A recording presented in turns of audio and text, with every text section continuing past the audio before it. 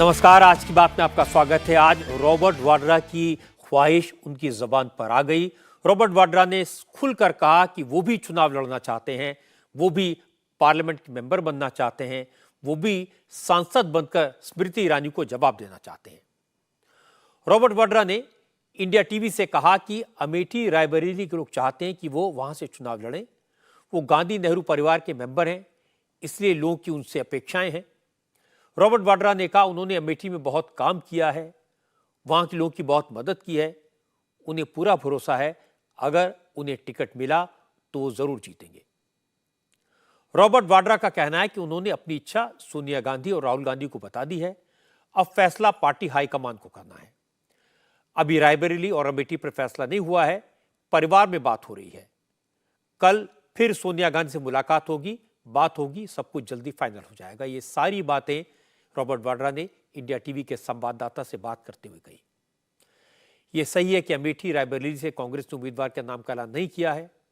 राहुल गांधी अमेठी से लड़ेंगे या नहीं अभी तक ये तय नहीं हुआ है, लेकिन आज राहुल गांधी ने वायनाड से नॉमिनेशन फाइल कर दिया।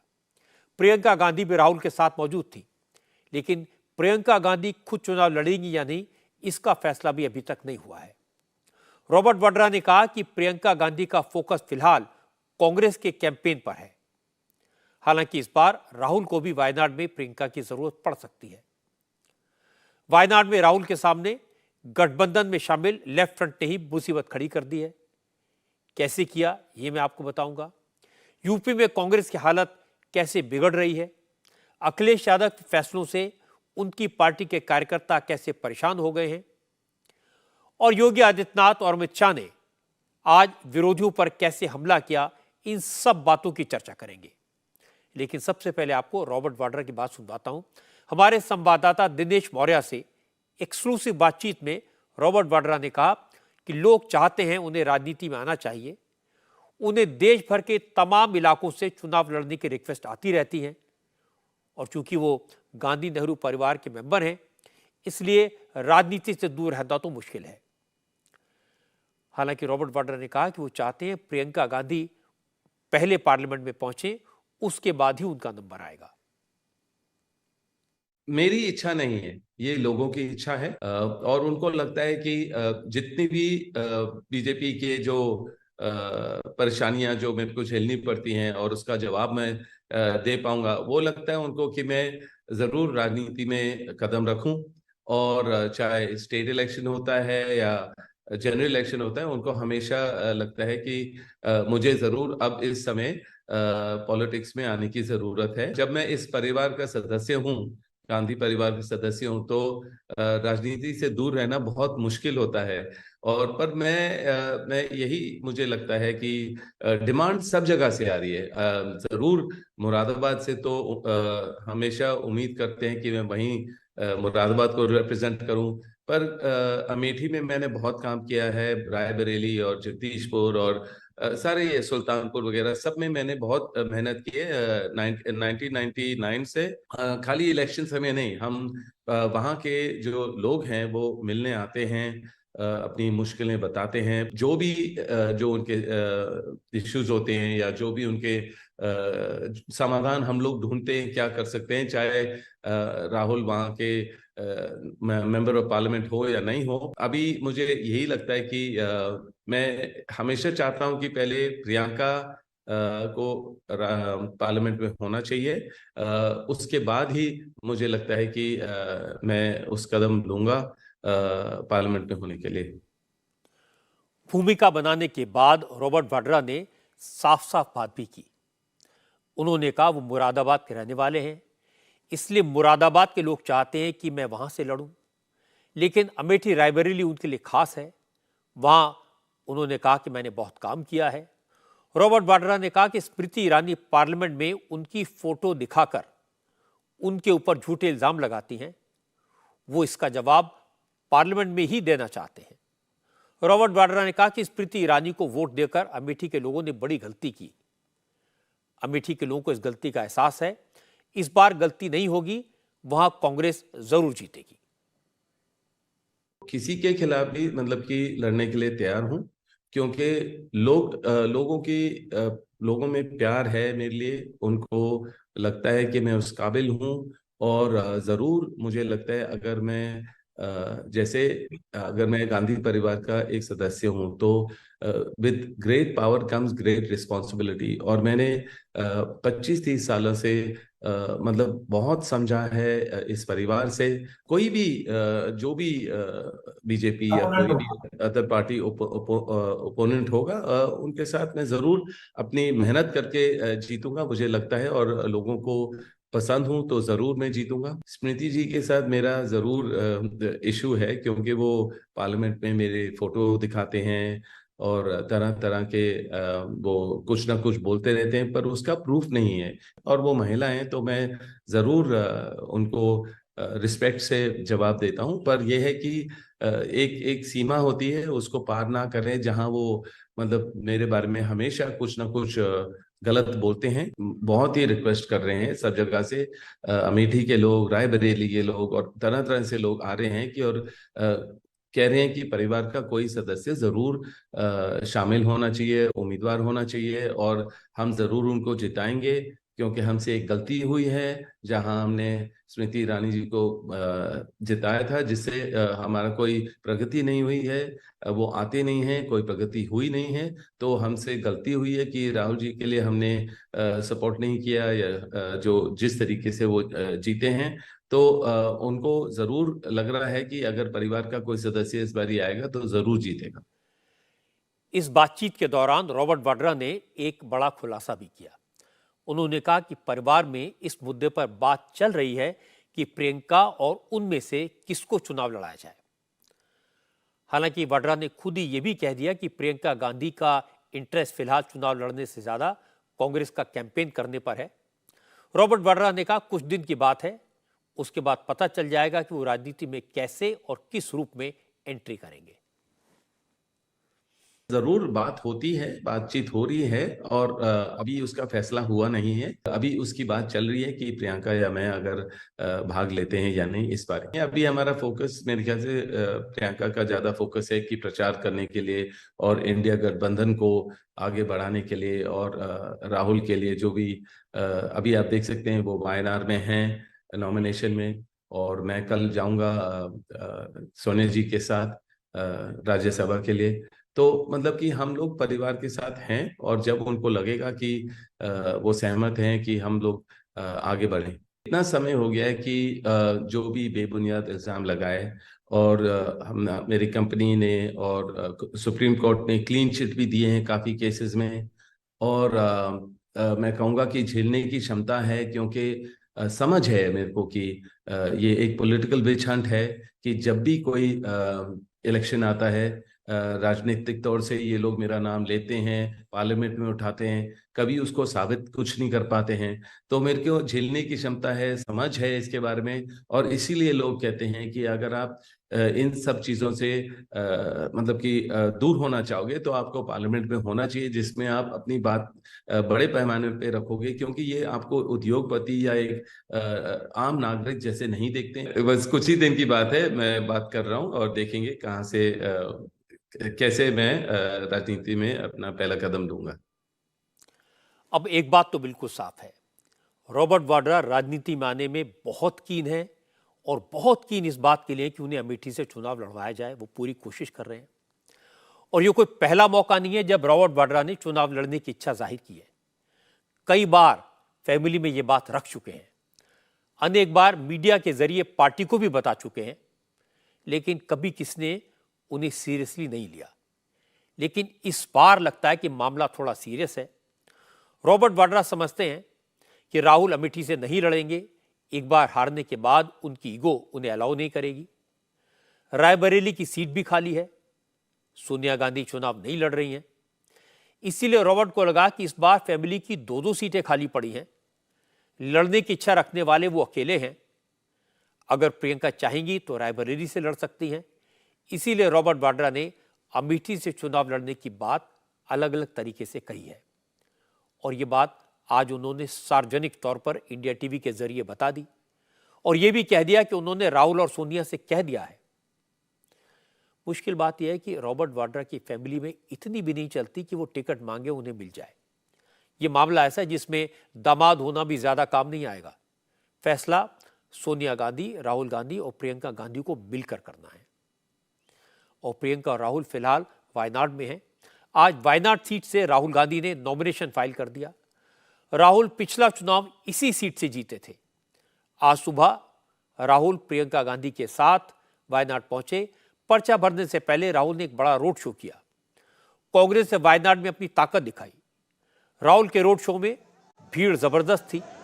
वायनाड में राहुल के सारे प्रोग्राम का इंतजाम कांग्रेस महासचिव केसी वेणुगोपाल ने किया था।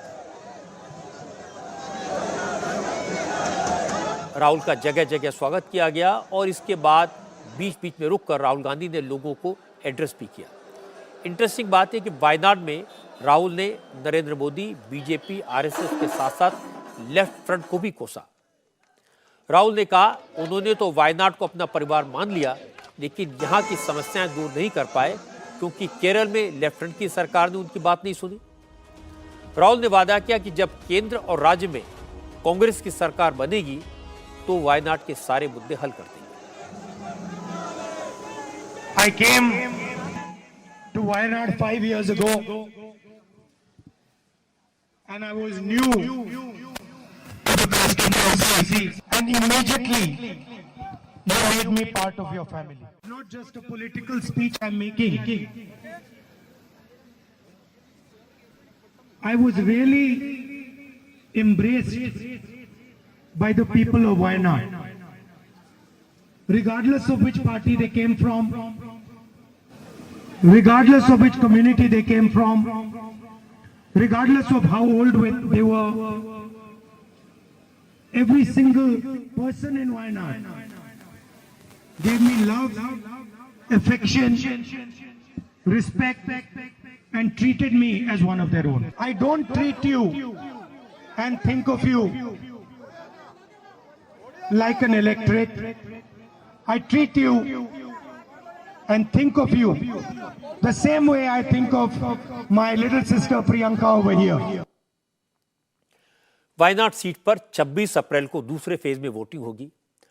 वक्त कम है, इसलिए राहुल गांधी ने नॉमिनेशन फाइल करने के तुरंत बाद कैंपेन भी शुरू कर दिया। वायनाड शहर में घूमे, लोगों से घर घर जाकर मिले। प्रियंका भी उनके साथ थी। इसके बाद राहुल ने कहा ये चुनाव देश के भविष्य का सवाल है। देश में दो विचारधाराओं की लड़ाई चल रही है, एक वो जो लोकतंत्र को खत्म करना चाहते हैं और दूसरी तरफ वो जो संविधान को बचाना चाहते हैं। ये जो लड़ाई है ये लोकतंत्र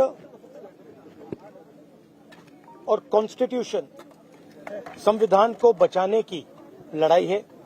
एक तरफ कांग्रेस पार्टी और इंडिया अलायंस लोकतंत्र के लिए लड़ रहे हैं, संविधान के लिए लड़ रहे हैं, और दूसरी तरफ प्रधानमंत्री मोदी जी, अमित शाह जी और बीजेपी के लोग, आरएसएस के लोग संविधान को और लोकतंत्र को खत्म करने में लगे हुए हैं।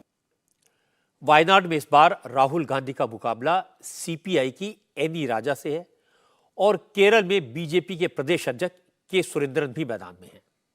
सुरेंद्रन कल नॉमिनेशन फाइल करेंगे, लेकिन एनी राजा ने आज ही पर्चा भर दिया। राहुल गांधी गाड़ियों के लंबे काफिले के साथ पर्चा भरने पहुंचे थे, लेकिन एनी राजा हजारों कार्यकर्ताओं के साथ पैदल चलकर कलेक्ट्रेट पहुंचे। एनी राजा ने कहा कि राहुल गांधी वायनाड के लोगों के लिए बाहरी हैं, उनकी भाषा नहीं जानते, उनके मुद्दों को नहीं समझते। पिछले 5 साल में संसद में राहुल ने एक बार भी वायनाड की बात नहीं की। एनी राजा ने कहा पिछली बार लोगों ने राहुल को वोट इसलिए दे दिया था क्योंकि ये भ्रम फैला दिया गया कि कांग्रेस जीत रही है और राहुल देश के प्राइम मिनिस्टर बनेंगे। अब वायनाड के लोगों को हकीकत समझ में आ गई है, इसलिए इस बार वायनाड में लेफ्ट की जीत पक्की है। I, as a left front candidate, is contesting here to win, and I am not bothered about what will be his majority or what will be his fate. We are here. We are reaching out to people. We are telling them what is our politics, what is our positions on all national issues. People are coming to me and they are saying, see, we never voted to that symbol before last election. But we were told that he will become the Prime Minister. So we voted for him. And but what happened? This Wayanad in Malayalam, it is only 4 letters, Wayanad. In 5 years, not even a single time he uttered the name of this. Any Raja CPI के बड़े नेता D राजा की wife हैं। CPI anti Modi मोर्चे का हिस्सा है, India गठबंधन का पार्ट है, लेकिन सीपीआई ने वायनाड में राहुल गांधी के खिलाफ कैंडिडेट उतार दिया। एनी राजा की सोशल वर्क के तौर पर काफी रिस्पेक्ट है, लेफ्ट का बड़ा वोट बैंक है। बीजेपी भी वायनाड में पूरी ताकत से चुनाव लड़ रही है, इसलिए राहुल को दिक्कत हो सकती है। कांग्रेस के नेता सीपीआई को गठबंधन धर्म की याद दिलाने में लगे हैं, लेकिन डी राजा ने कहा कि अगर गठबंधन की चिंता होती तो कांग्रेस राहुल को केरल के बजाय कर्नाटक या तेलंगाना की किसी सेफ सीट से चुनाव लड़वा सकती थी, लेकिन कांग्रेस ने ऐसा नहीं किया और अब लेफ्ट पर भी हमला कर रहे हैं। इसलिए कांग्रेस को अलायंस को दुहाई देने का कोई हक नहीं। Why Mr. Rahul Gandhi has chosen to contest from Wayanad, or why Congress party decided to field him against left in Wayanad? Questions are raised because Mr. Rahul held 2 yatras, Bharat Jodo Yatra, Bharat Nyaya Yatra. During these 2 yatras, his focus was to attack, criticize the politics of BJP RSS, the ideology of BJP RSS. When it comes to electoral battle, Mr. Rahul Gandhi has not chosen to fight BJP straight away. He has chosen to fight against left. This is also a short-sighted decision on the part of Congress party to field Mr. Rahul Gandhi in Wayanad. If Congress party wants him to contest one seat from south, and there are many constituencies, many places, even in Tamil Nadu, he could have been chosen to contest, or Telangana, Andhra, Karnataka. Congress, their own government is there. Why not? Rahul Gandhi को पिछले election में वायनाड में 65% vote मिले थे, 65%, जबकि left को 24%, 24%। अंतर बहुत था, इसलिए कांग्रेस के लोग दावा कर सकते हैं कि राहुल गांधी आसानी से जीत जाएंगे। लेकिन सीपीआई की उम्मीदवार राहुल गांधी के बारे में क्या कहती हैं, ये देखना भी जरूरी है। एनी राजा पूछ रही है कि राहुल ने इस कॉन्स्टिट्यूंसी के लिए 5 साल में क्या किया। राहुल ने तो पार्लियामेंट में एक बार वायनाड का नाम तक नहीं लिया। एनी राजा ये भी कह रही है कि यहां के लोग कहते हैं कि वो राहुल गांधी से बिना ट्रांसलेटर के बात भी नहीं कर सकते। ऐसा एमपी किस काम का। वैसे भी केरल में 2019 से 2024 तक बहुत कुछ बदल गया है। आरएसएस के कार्यकर्ताओं की हत्या को बीजेपी ने बड़ा इशू बनाया, इसके खिलाफ संघर्ष किया। जमीन पर आरएसएस ने बहुत काम किया। बीजेपी का नेटवर्क भी केरल के हर जिले तक पहुंच गया है। प्रधानमंत्री नरेंद्र मोदी ने इलेक्शन कैंपेन की शुरुआत केरल में ही रोड शो करके की थी। अब मोदी की सभाएं भी होंगी, इसलिए राहुल को वॉकओवर तो नहीं मिलेगा। कांग्रेस को इस बात का फायदा मिल सकता है कि वायनाड में 50% से ज्यादा मुस्लिम आबादी है। एसडीपीआई ने भी इस बार कांग्रेस को सपोर्ट करने का फैसला किया है, लेकिन कांग्रेस के नेता कॉन्फिडेंट हैं। दूसरी तरफ बीजेपी अब एसडीपीआई के सपोर्ट को इशू बना रही है, क्योंकि एसडीपीआई को पीएफआई का पॉलिटिकल विंग कहा जाता है और पीएफआई को आतंकवादी गतिविधियों के कारण बैन कर दिया गया है। यही बात आज स्मृति ईरानी ने भी कही। स्मृति आज मध्य प्रदेश के पन्ना में थी। यहां पर स्मृति ने कहा, एक तरफ राहुल देश को बचाने की बात करते हैं और दूसरी तरफ देश विरोधी संगठन पीएफआई की राजनीतिक शाखा एसडीपीआई के सपोर्ट से वायनाड का चुनाव लड़ रहे हैं। स्मृति ने कहा कि देश के लोग अब कांग्रेस का असली चेहरा पहचान चुके हैं, इसलिए राहुल कहीं से भी चुनाव लड़ें, उन्हें कहीं सपोर्ट नहीं मिलेगा। आज जिस प्रकार की राजनीति इस चुनाव में मैं देख रही हूं, सुना है कुछ लोग वायनाड में आज अपना पर्चा भर रहे हैं, वहां मेरे प्रदेश अध्यक्ष उसके सामने चुनाव लड़ रहे हैं और कह रहे हैं अब गत इतनी हो गई है उनकी राजनीति की कि आतंकवादी संगठनों से वो सहायता मांग रहे हैं।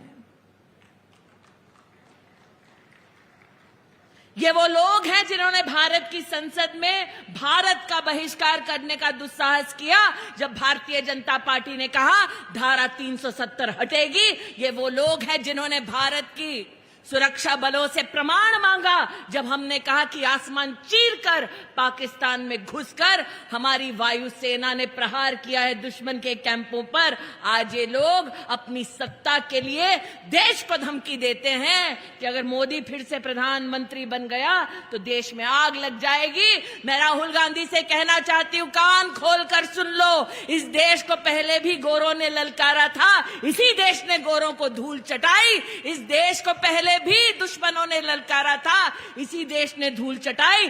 तुमने लोकतंत्र को कलंकित करने के लिए अगर देश को धमकाया तो ये देश छेड़ता तो नहीं, लेकिन छेड़ा जाता है तो ये देश। स्मृति ईरानी बार बार राहुल गांधी को अमेठी से चुनाव लड़ने की चुनौती दे रही हैं। हो सकता है अमेठी में उन्हें रॉबर्ट वाड्रा से मुकाबला करना पड़े, लेकिन वो राहुल का पीछा नहीं छोड़ेगी।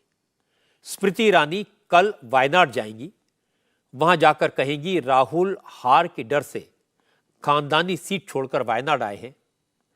जिस सीट पर 60 साल तक गांधी नेहरू परिवार का कब्जा रहा, जब उसका विकास नहीं कर पाए तो वायनाड का विकास क्या करेंगे। इधर यूपी में योगी आदित्यनाथ ने कैंपेन का मोर्चा संभाला हुआ है। पिछले 5 दिन से योगी वेस्टर्न यूपी में रोज 3 शहरों में जा रहे हैं, प्रबुद्ध सम्मेलनों में हिस्सा ले रहे हैं। आज योगी ने आगरा में 2 चुनावी सभाएं की। दोनों ही जगह कांग्रेस, समाजवादी पार्टी और बीएसपी पर जोरदार हमला बोला। जातिवाद, तुष्टीकरण और करप्शन को लेकर इंडिया अलायंस पर निशाना साधा। फतेहपुर सीकरी के शमशाबाद में योगी ने कहा मोदी के डर से विरोधी दलों ने इंडिया अलायंस तो बना लिया, दल मिल गए लेकिन दिल नहीं मिले, इसलिए ज्यादातर राज्यों में सब एक दूसरे के खिलाफ खड़े हैं। योगी ने कहा कि अवसरवादियों का ये जमघट मोदी के नेतृत्व वाले एनडीए का मुकाबला कभी नहीं कर पाएगा। एक चीज साफ दिखाई दे रही है, और उत्तर हो, दक्षिण हो, पूरब हो, पश्चिम हो, चारों ओर एक आवाज है कि चुनाव में एक और भारतीय जनता पार्टी के नेतृत्व में एनडीए गठबंधन है और चुनाव परिणाम के बारे में लोग पहले से आश्वस्त हैं। दूसरी ओर वे लोग हैं जो दल को तो मिलाना चाहते हैं लेकिन उनके दिल ही नहीं मिल पा रहे हैं। आप देख रहे होंगे इंडी गठबंधन में जो लोग हैं, इन लोगों की स्थिति आप देख रहे होंगे। वेस्ट बंगाल में टीएमसी ने अपने सभी प्रत्याशी दे दिए, कांग्रेस के लिए एक भी सीट नहीं छोड़ी, लेकिन वो इंडी गठबंधन का हिस्सा है। केरल में कम्युनिस्टों ने कांग्रेस के साथ कोई गठबंधन नहीं किया, लेकिन वहां इंडी गठबंधन का हिस्सा अपने आप को कह रहा है। ऐसे ही महाराष्ट्र के अंदर देखने को मिल रहा है, और ऐसे ही अलग अलग क्षेत्रों में जब इनको प्रत्याशी नहीं मिल पा रहे हैं तो सपा का प्रत्याशी कांग्रेस में जा रहा है, कांग्रेस का सपा में जा रहा है, और तब जोड़ तोड़ करके किसी प्रकार से ये लोग चुनावी अखाड़े में अपना दांव आजमाने का कार्य कर रहे हैं। इसके बाद योगी आदित्यनाथ ने यूपी में कानून व्यवस्था की बात की, समाजवादी पार्टी के राज की याद दिलाई। योगी ने कहा एक जमाने में गुंडों के डर से सूरज ढलने के बाद पुलिस थानों में ताले लग जाते थे, लेकिन अब गुंडे माफिया कांप रहे हैं।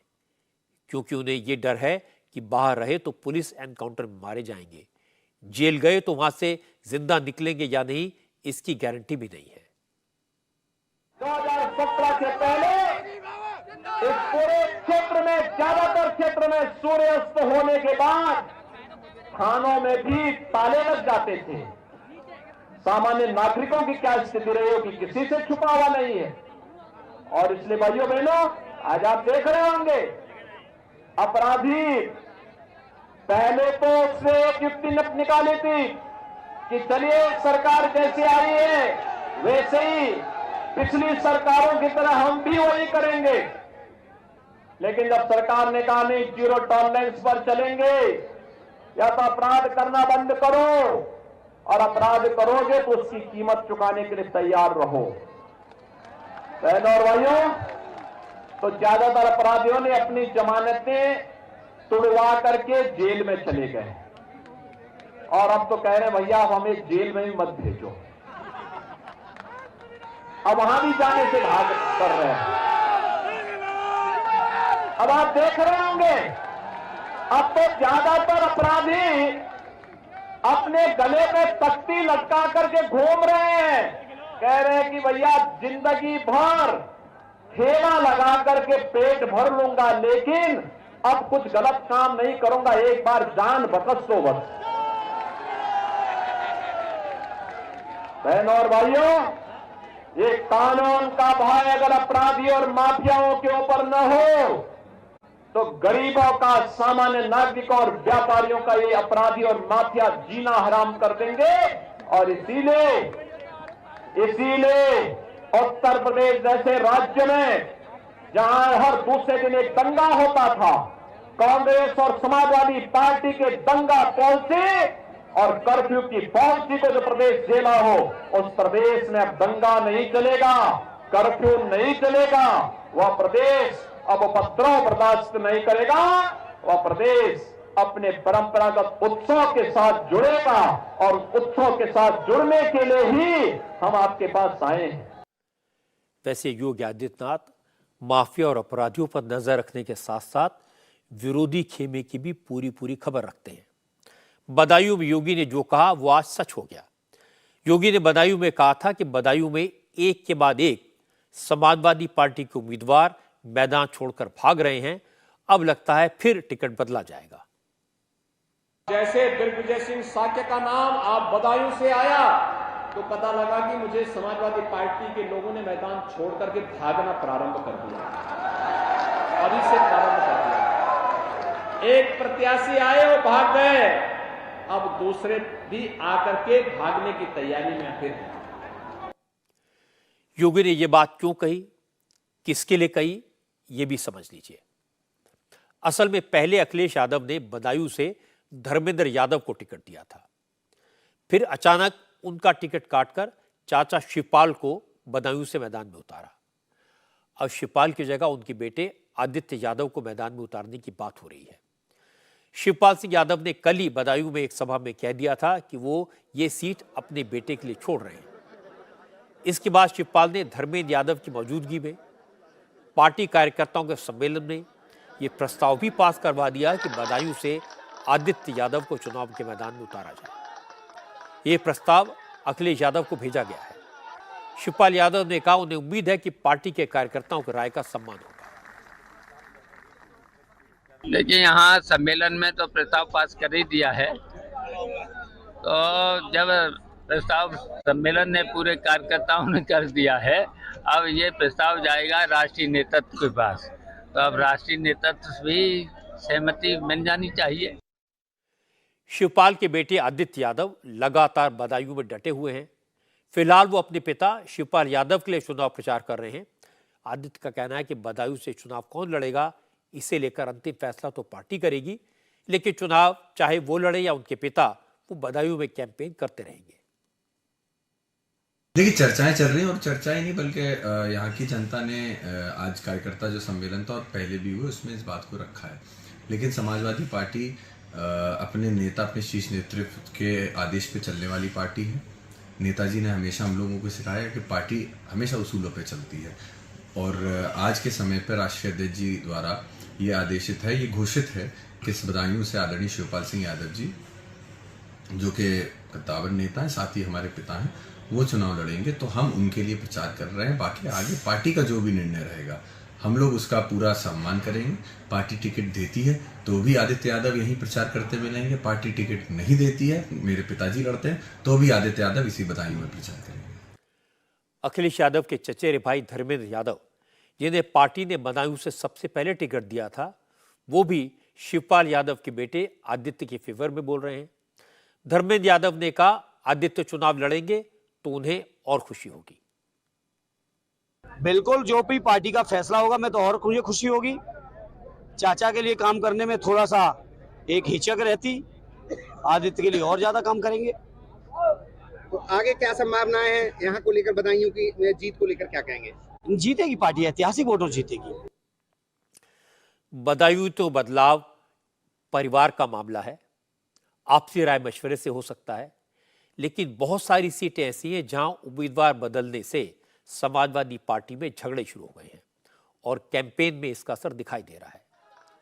मुरादाबाद में एसटी हसन का टिकट काटकर अखिलेश यादव ने आजम खां की करीबी रुचि वीरा को मैदान में उतारा है, लेकिन अब एसटी हसन के सपोर्टर्स ने कैंपेन के दौरान खुलकर रुचि वीरा का विरोध करना शुरू कर दिया है।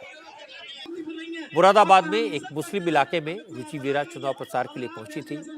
मंच पर भाषण चल रहा था, तभी एसटी हसन के समर्थक एक पार्षद ने रुचि वीरा के सामने ही उनका विरोध कर दिया। कहा कि हम गर्दन कटा देंगे लेकिन एसटी हसन का अपमान बर्दाश्त नहीं करेंगे। मुरादाबाद के एक सैयद परिवार से जो पहले पूर्व में सांसद रह चुके जनाब एसटी हसन साहब, वो सैयद हैं। हम सैयदों की इज्जत करते हैं। सैयद के लिए अपनी गर्दन कटा देंगे, अपने आप को तबाह कर देंगे, शहीद कर देंगे, मगर हम सैयदों का अपमान नहीं झेल सकते। एसटी हसन ने भी बार बार कहा है और साफ साफ कहा है कि वो किसी कीमत में मुरादाबाद में समाजवादी पार्टी के लिए कैंपेन नहीं करेंगे। इंटरेस्टिंग बात यह कि आज अखिलेश यादव का एक लेटर सामने आया जो 27 मार्च को मुरादाबाद के रिटर्निंग ऑफिसर को लिखा गया था, जिसमें कहा गया था कि समाजवादी पार्टी ने रुचि वीरा को फॉर्म भी दिया जरूर है, लेकिन अब पार्टी ने फिर से एसटी हसन को ही उम्मीदवार बनाया है, इसीलिए रुचि वीरा का सिंबल कैंसिल करके एसटी हसन को दे दिया जाए। वहीं समाजवादी पार्टी के ऑफिशियल कैंडिडेट हैं। हालांकि अखिलेश की चिट्ठी नॉमिनेशन का वक्त खत्म होने के बाद एसटी हसन तक पहुंची। आज एसटी हसन ने कहा कुछ लोगों ने साजिश की कि लेटर वक्त पर उनके पास पहुंचने नहीं दिया। ये लेटर आपने कहां से निकाला, कैसे मिला, ये तो मुझे नहीं मालूम, लेकिन ये हकीकत है कि अखिलेश जी मुझे चुनाव लड़ाना चाहते हैं। मेरे पास ये व्हाट्सएप आया था तकरीबन 3:02 पे। आखिरी टाइम क्या था? 3 बजे का। तो इसको लेकर बात करी आपने किसी से? देखिए, कोई कॉन्स्पिरेसी ऐसी हुई है क्योंकि यहाँ पे एक लोकल नेता है जो बाहरी नेता है, उन्होंने जो लखनऊ से जो लोग आए थे उनको ट्रैप करके और वो लेकर रामपुर, और रामपुर में इतनी देर लगा दी कि यहाँ पे ये पेपर मेरे पास तक टाइमली नहीं पहुंच सके। एसटी हसन कैमरे के सामने मीठी मीठी बातें कर रहे हैं, लेकिन मुरादाबाद में उन्होंने अपने सपोर्टर्स को काम पर लगा दिया है और उसका क्या असर हो रहा है ये मैंने आपको दिखा दिया। अखिलेश ने नॉमिनेशन के आखिरी दिन मुरादाबाद में कैंडिडेट बदलने का ऐलान किया, फॉर्म भी देकर रुचि वीरा को मुरादाबाद भेजा। उनका नॉमिनेशन कराने के लिए नरेश उत्तम समेत कई नेताओं को स्पेशल प्लेन से मुरादाबाद भेजा गया और उसके बाद एसटी हसन को भी चिट्ठी भेज दी और चिट्ठी में लिखा कि रुचि वीरा नहीं, वही समाजवादी पार्टी के उम्मीदवार होंगे। चिट्ठी नॉमिनेशन का टाइम बीत जाने के बाद पहुंची। ये संयोग नहीं है, जानबूझकर किया गया प्रयोग है। एसटी हसन इसको समझ रहे हैं और वो खामोशी से इसका जवाब देंगे। अखिलेश दावा कर रहे हैं कि इस बार उन्होंने परिवार वालों को टिकट देने के मामले में रिकॉर्ड तोड़ दिया, लेकिन यह भी सही है कि इस बार उन्होंने उम्मीदवार बदलने का रिकॉर्ड भी तोड़ दिया। बदायूं और मुरादाबाद के अलावा मेरठ में उम्मीदवार बदला। अभी ये भी खबर आई है कि अखिलेश यादव मेरठ में एक बार फिर उम्मीदवार बदल सकते हैं। नोएडा में तो 2 बार बदल चुके हैं। रामपुर में बदला, अब बागपत में भी, माफ कीजिएगा, बागपत में भी बदलेंगे, इसकी चर्चा है। मध्य प्रदेश में समाजवादी पार्टी सिर्फ एक सीट खजुराहो में लड़ रही थी। वहां भी अखिलेश ने उम्मीदवार बदला। यूपी की जिन सीटों पर पहले और दूसरे फेज में वोटिंग होनी है, उनमें से ज्यादातर सीटें पश्चिमी उत्तर प्रदेश की हैं। अखिलेश यादव फिलहाल इन सीटों पर उम्मीदवारों का नाम तय नहीं कर पा रहे और दूसरी तरफ बीजेपी का कैंपेन फुल स्विंग में है। आज प्रधानमंत्री नरेंद्र मोदी ने वेस्टर्न यूपी में बीजेपी के कार्यकर्ताओं से वीडियो कॉन्फ्रेंसिंग के जरिए बात की। अमित शाह ने मुजफ्फरनगर में रैली की। अमित शाह के साथ मंच पर राष्ट्रीय लोकदल के अध्यक्ष जयंत चौधरी भी मौजूद थे। अमित शाह ने यहां गरीबों और किसानों के लिए मोदी सरकार के काम गिनाए, गन्ने की फसल के भुगतान पर और नई चीनी मिल शुरू करने का जिक्र किया।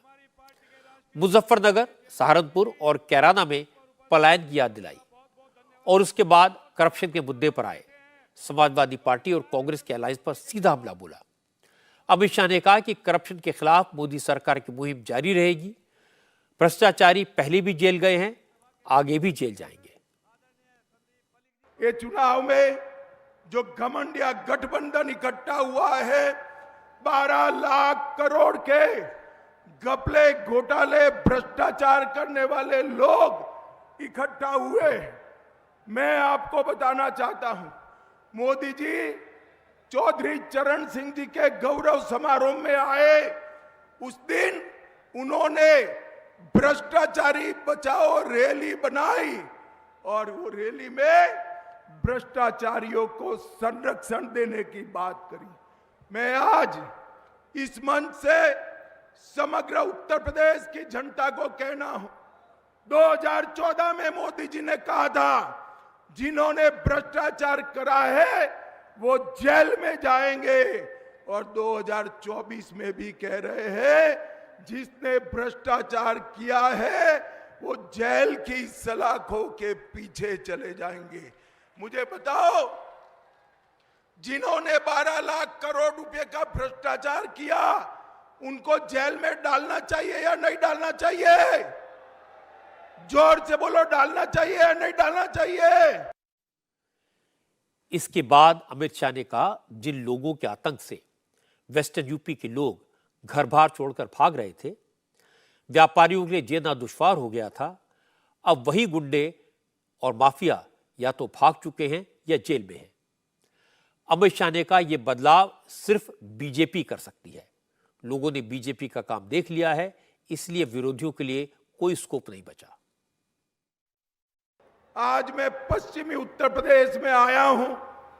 2014 में मैं भाजपा का प्रभारी था। मैं यहाँ आया था, कैराना से, मुजफ्फरनगर से, सहारनपुर से पलायन चालू हो गया था। यहां पर कोई सुरक्षित नहीं था। आपने 2017 में भाजपा की सरकार बनाई, योगी सरकार ने यहां पर गुंडों का आतंक बनकर यहां पलायन रोका है और लोगों को सुरक्षित किया है। और इसके साथ साथ अब निर्दोष नागरिकों की जगह अब उत्तर प्रदेश से गुंडे पलायन करने लगे हैं। इस प्रकार की स्थिति उत्तर प्रदेश में बनाने का काम भारतीय जनता पार्टी की योगी आदित्यनाथ की सरकार ने किया है।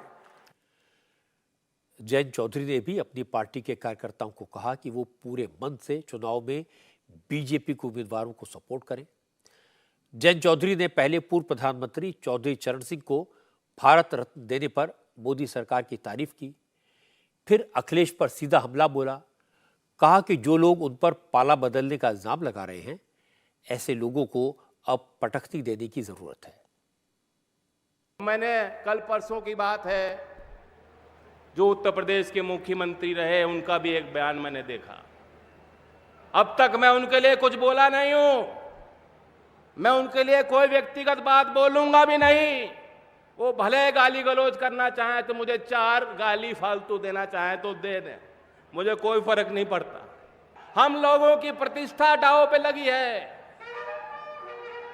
इन्हें बता देना, ऐसा वोट देना और इस तरीके से जिताकर इनको दिल्ली भेजना संजीव जी को, कि वो लोग जान जाएं मैं पलटा नहीं हूं। इसे पलटना नहीं कहते, इसे पटकनी मारना कहते हैं, पटकनी देनी है। मल विद्या वो थोड़ी बहुत जानते हैं, थोड़ी बहुत मैं भी जानता हूं। पिछले इलेक्शन में अखिलेश यादव, मायावती और जयंत चौधरी साथ थे, मिलकर चुनाव लड़े थे। इसका उन्हें फायदा भी हुआ था। वेस्टर्न यूपी में बीजेपी को नुकसान झेलना पड़ा था, लेकिन अब जयंत चौधरी बीजेपी के साथ हैं, मायावती की पार्टी अकेले चुनाव लड़ रही है, ओवैसी के उम्मीदवार भी मैदान में हैं, इसलिए अखिलेश परेशान हैं और बीजेपी के नेता पूरी तरह कॉन्फिडेंट दिखाई दे रहे हैं। आज बहुत दिनों के बाद दिल्ली में आम आदमी पार्टी के कार्यकर्ता और नेता थोड़े जोश में दिखाई दिए। अब से थोड़ी देर पहले संजय सिंह 6 महीने के बाद जेल से बाहर निकले। शराब घोटाले के केस में गिरफ्तार संजय सिंह को कल सुप्रीम कोर्ट से जमानत मिल गई थी। आज लोअर कोर्ट ने जमानत की शर्तें तय कर दी। संजय सिंह की वाइफ ने उनकी तरफ से 2 लाख रुपए का पर्सनल बॉन्ड भरा। संजय सिंह को अपना पासपोर्ट जमा कराना होगा। एनसीआर से बाहर जाएंगे तो जांच अधिकारी को बताना पड़ेगा, अपनी लोकेशन शेयर करनी होगी और शराब घोटाले के केस में अपने केस के बारे में बोलने से परहेज करना होगा।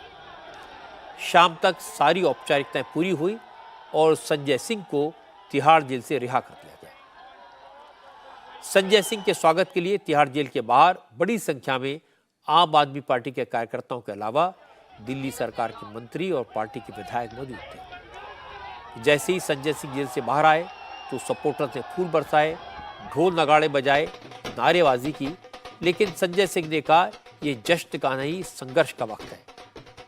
जब तक अरविंद केजरीवाल, मनीष सिसोदिया और सत्येंद्र बाहर नहीं आ जाते, तब तक संघर्ष जारी रहेगा।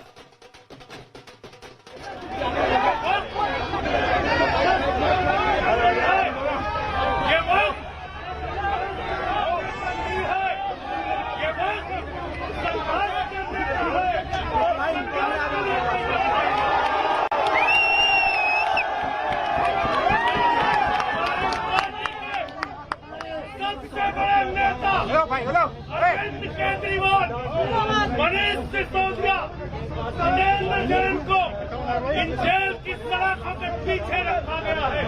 मुझे पूरा भरोसा है कि जेल के ताले टूटेंगे।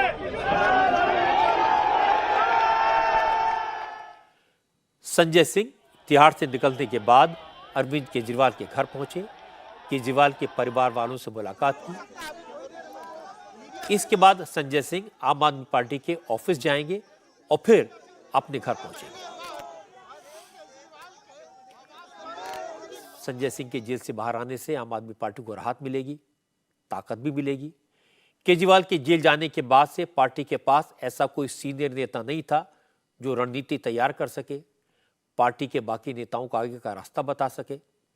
दिल्ली के चुनाव में भी संजय सिंह आम आदमी पार्टी के काफी काम आएंगे, वो अच्छे कैंपेनर हैं।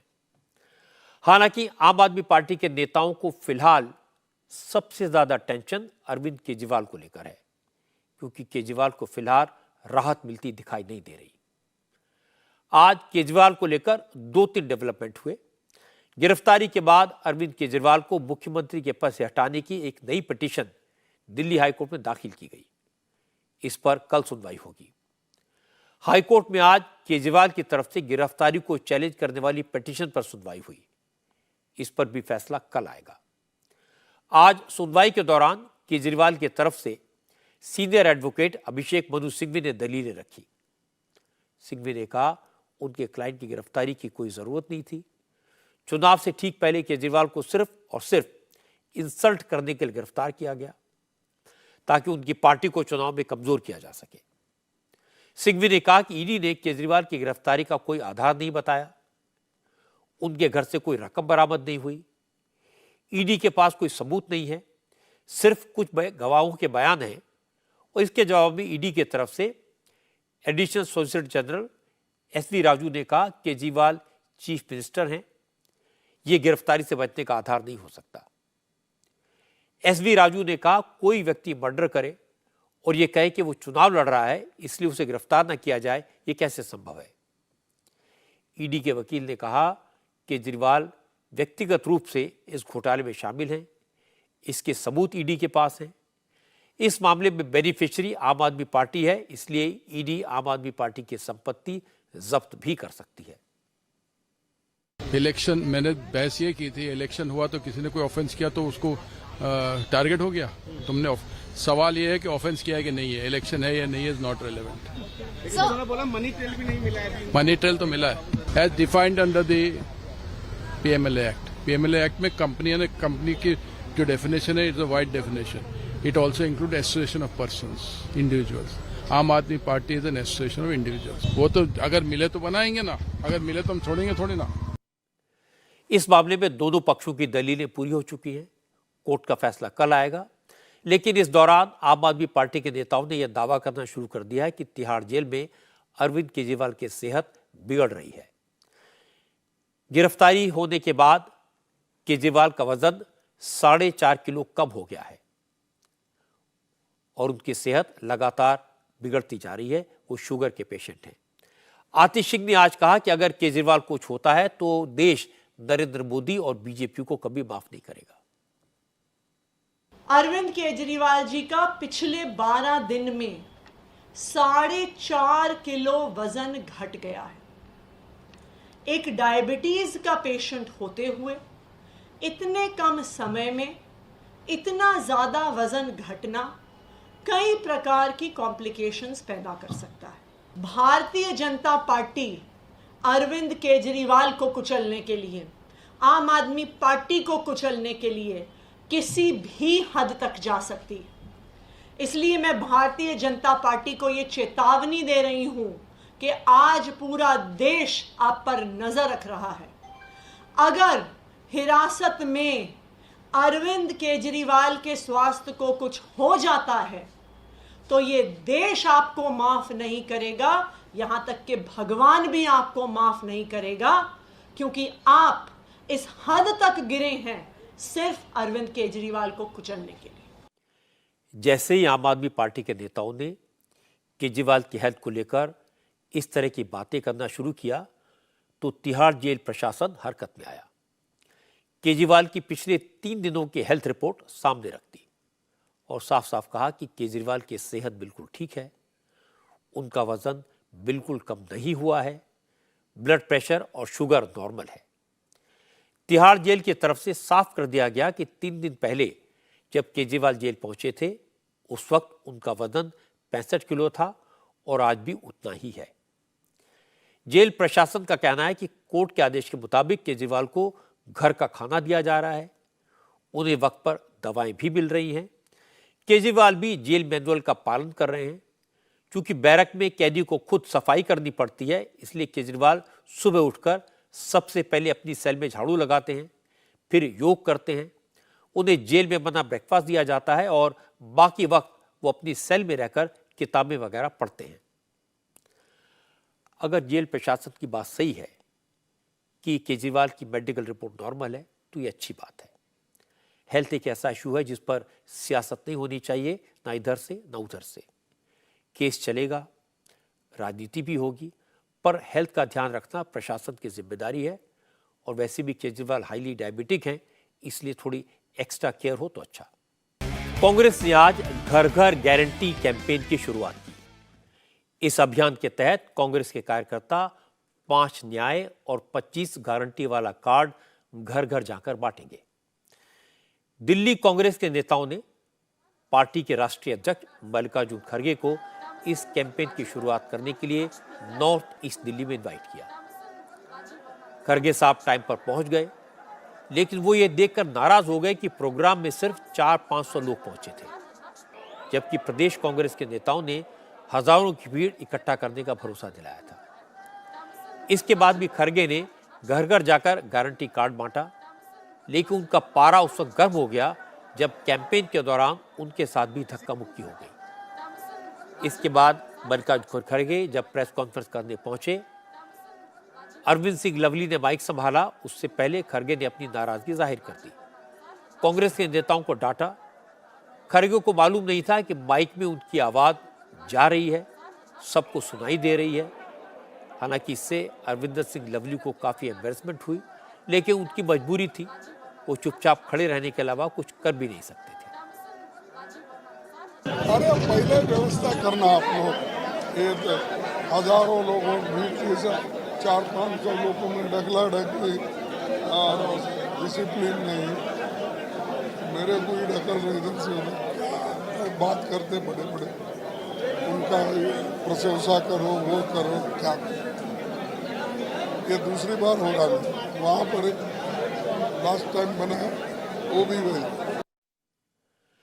खड़गे का गुस्सा तो जायज़ है, 2 बार उनके साथ ऐसा हो गया। वो पार्टी के अध्यक्ष हैं, चुनाव के वक्त उनके कार्यक्रम में 1000-2000 लोग भी न जुटे और ऊपर से उनके साथ धक्का मुक्की हो जाए तो गुस्सा तो आएगा। लेकिन इस वाक़े से ये भी क्लियर है कि दिल्ली में कांग्रेस की हालत क्या है। जहां बीजेपी अपना कैंपेन फुल स्विंग में कर रही है, कांग्रेस अभी भी किसी तरह से जोड़ तोड़ करके काम चला रही है।